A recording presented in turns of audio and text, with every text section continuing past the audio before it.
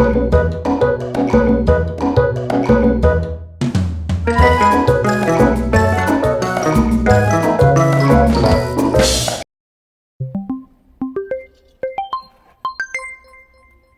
little doves. I'm Iona Uradreams.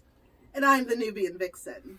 And today we're going to start our very first review show called For All the Tea at Disney Plus.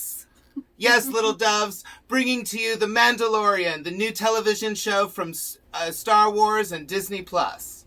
I have been waiting forever for this show. I've been excited about it for over the past year, and being a Star Wars fan all my life, I was just waiting for that next chapter and to bring in some new blood. I like it. New blood, new stories, new characters. And what's best is I actually didn't know about it until 3 or 4 months ago. And I mean, I'm not any diehard fan like we have some before us. But I'm really excited because it's such a different change of pace from the movies that have been happening. And although people have been saying that it might be too soon because the release of the drop every year has kind of gotten people a little bit not being able to process movie to movie. But this gives us a little bit more of a chance to see something from a different perspective, from another lens, if you will. Exactly. And I feel like now that it's a different sort of story, it's a different place in the saga. I think the fatigue has been coming from just the Skywalker saga. Oh, right. And so it's what are we going to do with this character that we've already done with?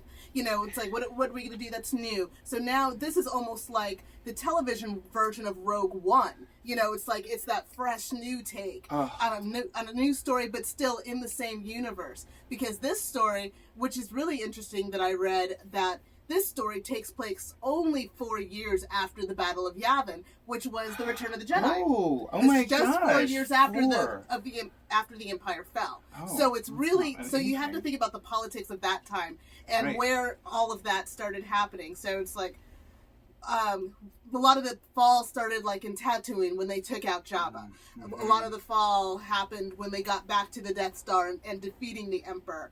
So all of these things are still intertwined, and all of these worlds that were involved were affected. So now we're starting to see that effect in the more immediate side. Not 25 years later where The Force Awakens jumps in. You're talking pretty immediate. So it's really kind of cool. Oh my gosh! I'm so excited. I'm about to start tearing up. That was so beautiful and eloquent. I'm like, oh my gosh, girl. Nerd.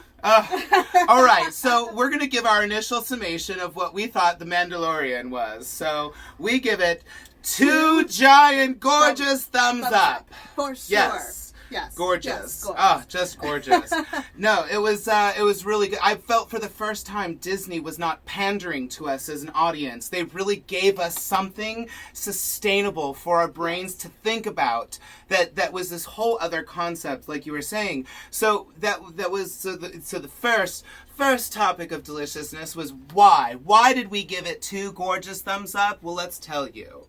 First off, one of my favorite characters from the original saga was Boba Fett. So this is actually a super interesting way to look at the Mandalorians and the people from Mandalore and who they are, why they're bounty hunters. It's like we're going to start hopefully diving into that story. I love it. That was one of the reasons why I love this whole thing. And it's a big part of the history. Everybody wondered how Boba Fett became Boba Fett. Well, this is not him, but this is definitely a look or a small peek into his world and what we could be experiencing if we were also a bounty hunter. Right. Another thing that we really liked about it was all of the old tech that was brought back from all of the old movies and then expounded on. The encasing in carbonite, mass-produced to acquire assets throughout the galaxy. What? I mean, we all thought that encasing carbonite might just be this one thing that you can float around. No, they were throwing them side by side. They had their own gravitational pulls for each other so that they'd be able to magnetize and be able to it was just Yeah. this whole other thing, seeing them just scan the faces with this Yeah. like thing. Oh, yeah, you're good. Go on through. Yep, that prisoner is. Oh, yep, there's another $1 million in your bank account. And I think Makes that me is jealous. a wonderful upgrade too, because back in Empire Strikes Back, this was like Luke was supposed to be a test to see if somebody human could even be in carbonite. And once they proved it with after doing Han, after Han got into the carbonite and he lived, then all of a sudden, so again, we have these years later where this is now regular. This is regular business. So it's This is just the really world. interesting. It's so interesting that they're bringing all these things back and some of the little small details that really continue to expand the world. Oh, it was amazing.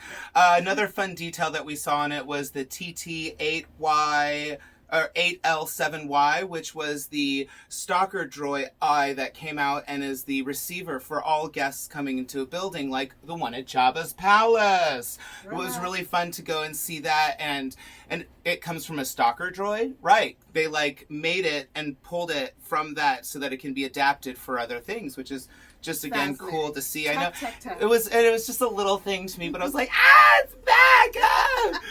That's what all of this is about. It's like you see, even going into the cantina and how it's like early on in it, and you're going into a cantina and you have those old feelings from A New Hope. Oh, it's a new hive of scum and villainy. Yes. Let's go there. Yes. Let's see what happens. It's New like, hive. and it's all. Another fun thing was to see old creatures come back and make reappearances. The creature Kowakian, Salacious Crumb, who used to sit on Jabba's leg, was now being roasted and toasted with one alive next to it in the cage in the village square. Like it was just a thing. So they're no longer pets. They're food when I don't know. all It's like, heck breaks loose in the universe of. I'm sorry. As far as I'm concerned, it looked like they were like roasting a companion animal. It's like I think about as soon as I saw that, I held my black cat. And I was like, no, I would not let them roast you. It was a thing. I did like, puppy. Yeah, no, it was a moment for us all. We kind of had that like. Yeah, I had a little love for Salacious Crumb, even though he was with Jabba and Jabba was a bad guy, but you can't. Dogs and cats can't help who they love. Dogs and cats. So another character that we saw was a new one, the IG-11, the bounty droid that is initially going in for. So quick rewind and catch up. He has this big bounty that he has to get in the end, and it's like worth more than other ones, and there's no regular chips or devices to get to him because they want to keep it off the books and secret because the client, and that's the only thing they call him, played by Werner Herzog. The client is actually, of course, spoilers. Yes, spoilers. Of course, spoilers. He seems to be a throwback member and still loyal to the Empire. Does the Mandalorian care? He says no. Hence the regalia of all of their crests and the jacked stormtroopers around him. I mean, they were jacked. Yes. They weren't like shiny. No, they had seen some rougher days. Yeah, they'd seen some stuff. Yes. So he gets this giant bounty, and he doesn't know what it is, but that he knows that it's 50 years old, and that this creature's He didn't know really what species, it was. Yeah, they age differently. They just call it the asset. Yes, they call it the asset. So he didn't know much about it. And then we don't see much about it until the very end. It's like he has his quest to get to the asset, and he meets other characters who it seems will be regulars along the way. Another bounty droid right. that starts to try to get the asset, and they are fighting over it, and they decide to work together. Correct. And then split the profits. Right. And we all kind of saw how that worked out. I'm not going to spoil that part. But let's just say that we did. He kills him. Let's spoil it. He kills him. Well, he sees the asset and he's like, let's kill it. Yeah. And he's like, well, let's bring it in alive. And he's like, no, we were ordered to kill it. And then he literally just dies at that point. Yeah, the droid just wanted to kill it. We didn't even hear him pull the holster. It's just gone. Yeah.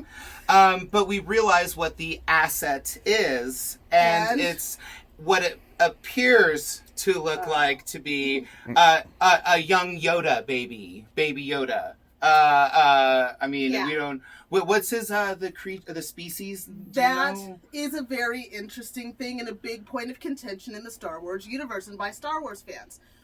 We really don't know.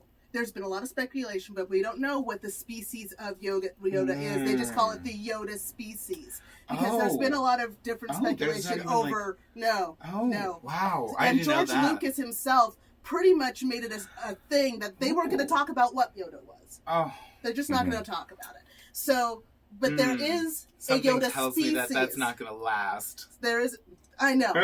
How can it at this point? But there is a Yoda species, and yes, it's easy to go Yoda Baby because it's super cute and looks just like Yoda. But there's a whole species of things that look like Yoda. This is not Yoda. This is another one. And plus the fact that, again, this is 4 years after the Battle of Yavin. This is after. That's true. This is after Jedi. Yeah. So Yoda's dead. Yeah, Yoda. So this is something else. This is something else. A younger version of a new Jedi, a new Yoda species that are strong with the Force. They're born strong with the Force. They have one of the highest metachlorines levels in their blood than almost any species, and so they are Jedi basically by birth because they are that strong with the Force. So because we'll see about that a little bit more in another segment. So yes. Excited though, Baby Yoda's adorable, and I hope he protects it. Yay! Well, and so far he does, because in the first episode we show that he has at least enough compassion to not let the asset die But also, before returning it. He is kind of a mercenary, and he was told that if he brought it back dead, he'd only get half the price. Right. So let's be clear. Right, that he is doing it out of pay first, Yes, and he was going to cut his half and then cut it again with the bounty hunter. So might as well kill him, keep that half, and then continue on with the live baby. All right, well, that pretty much wraps it up for the first episode here. We're glad you watched. Stay tuned for episode 2 coming in, oh my gosh, like 2 seconds, because it's already happened. Yay! Stay tuned for all the tea in Disney Plus. I'm Iona Uradreams. And I am the Nubian Vixen. And we're here to rock your world with Disney. You know it. Get ready. Love it. May the Force be with you. See you soon.